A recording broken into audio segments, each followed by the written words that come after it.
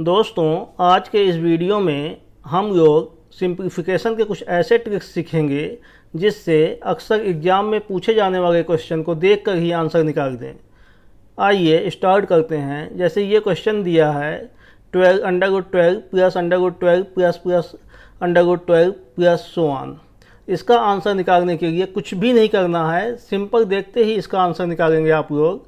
यहाँ पे जो अंदर संख्या दी होती है उसका हम लोग दो गुणनखंड करते हैं और दोनों का डिफरेंस 1 होना चाहिए। जैसे यहाँ पे 12 है तो 12 का दो गुणनखंड होगा 3 × 4, तो यहाँ पे दोनों का डिफरेंस आप देखिए 1 आ रहा है। तो इसमें हम लोग सबसे मेन इम्पॉर्टेंट बात ये ध्यान रखना है कि अगर यहाँ पे प्लस सिंबल होता है तो जो गुणनखंड की बड़ी वाली संख्या होगी वो उसका आंसर होगा, और अगर यहाँ पे माइनस सिंबल दिया होगा तो गुणनखंड की छोटी वाली जो संख्या होगी वो उसका आंसर होगा। जैसे यहाँ पे 12 है, 12 को हम लोग जब दो गुणनखंड में तो इसको दो गुणनखंड करते हैं तो 3 × 4 होता है और दोनों का डिफरेंस 1 आता है। यहाँ पे प्लस सिंबल दिया है, इसलिए हमारा आंसर होगा बड़ी वाली संख्या 4। आइए एक क्वेश्चन और देखते हैं। जैसे ये दिया है question √20 plus √20 plus √20 plus so on dash dash. इसका मतलब होता है कि इसके आगे भी कई है इन्फिनिटी तक। तो यहाँ पे हम लोग क्या करते हैं, जो अंदर संख्या दी है उसका दो गुणनखंड करते हैं जिसका डिफरेंस 1 हो। जैसे यहाँ पे 20 ये संख्या दी है तो इसका हम लोग दो गुणनखंड करेंगे तो ये हो जाएगा 4 × 5। इन दोनों का आप देखिए डिफरेंस इसका 1 है, डिफरेंस 1 होना चाहिए दोनों गुणनखंड का। तो यहाँ पे प्लस सिंबल दिया है तो इसका आंसर हमारा हो जाएगा 5 हमारा आंसर हो जाएगा। अगर यहीं पे यहाँ पे माइनस दिया होता तो हमारा आंसर हो जाता 4। और देखिए, जैसे ये दिया है √6 plus √6 plus √6 plus dash dash so on. इसका आंसर क्या होगा, इसमें भी जो अंदर संख्या दी है, जैसे ये दिया है 6 तो इसका भी 6, इसका हम लोग दो गुणनखंड ऐसा करेंगे जिसका डिफरेंस 1 हो। तो इसका दो गुणनखंड हो जाएगा 2 × 3। तो यहाँ पे प्लस सिंबल दिया है तो ये यहाँ पे बड़ी संख्या जो होगी गुणनखंड की वो उसका आंसर हो जाएगा। तो यहाँ पे इसका हो जाएगा 3 आंसर। अब जैसे ये क्वेश्चन दिया है √20 माइनस √20 माइनस √20 सो ऑन। तो इसका आंसर निकालने के लिए हम लोग क्या करेंगे, 20 का दो फैक्टर ऐसा करेंगे, दो गुणनखंड जिसका डिफरेंस 1 हो। तो ये हो जाएगा 4 × 5। अब इसमें अभी आपको हमने बताया था कि अगर यहाँ पे सिंबल माइनस होता है तो गुणनखंड की जो छोटी संख्या होती है वो उसका आंसर हो जाता है। तो इसमें छोटी संख्या गुणनखंड की क्या है, 4, तो इसका आंसर हो जाएगा 4। इसको आप लोगों को समझाने के लिए इतना टाइम लग रहा है, अदरवाइज आप देख के सीधे बता सकते हैं कि 4 × 5 = 20, माइनस सिंबल है, छोटा वो अगर गुणनखंड होगा 4 हो जाएगा। अब ये क्वेश्चन देखिए √3 plus √3 plus √3 plus dash dash so on. इसका आंसर निकालने के लिए हम लोग क्या देखते हैं, सबसे पहले देखते हैं कि यहाँ पे सिंबल प्लस है या माइनस। अगर प्लस होता है तो इससे बड़ी संख्या ऐसी लेते हैं जिसका दो गुणनखंड करें और दोनों का डिफरेंस 1 हो, तो वही जो आएगा गुणनखंड उसके बीच की संख्या इसका आंसर होगा। अब जैसे यहाँ पे प्लस है तो 3 से बड़ी संख्या 4 होगी।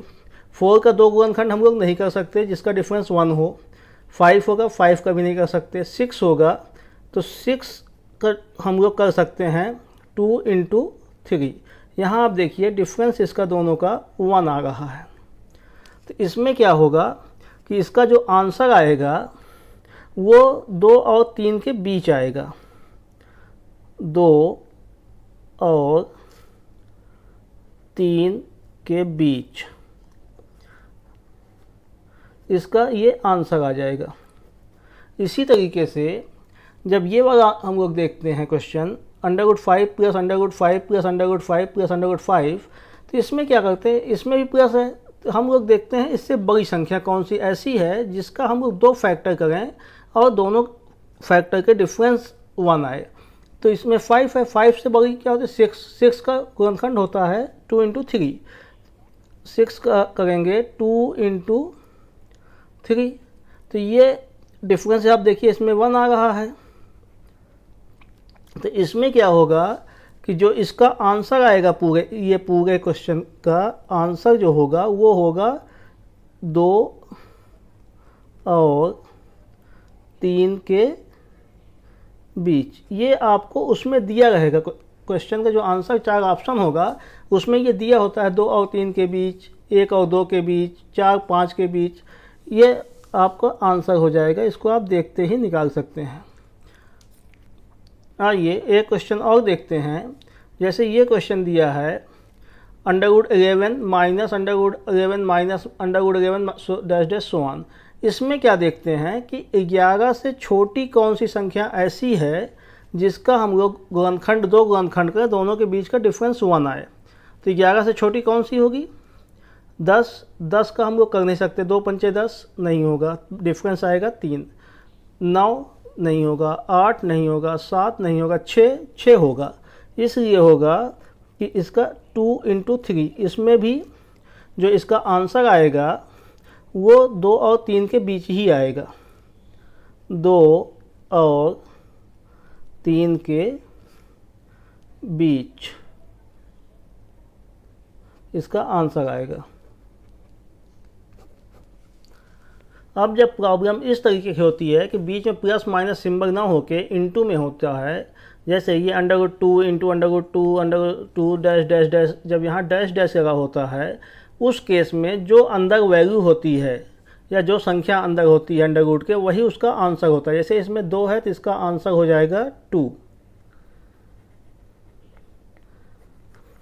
अब जैसे ये है √3 × √3 × √3 डैश डैश डैश डैश, तो इसका जो आंसर होगा वो 3 ही होगा।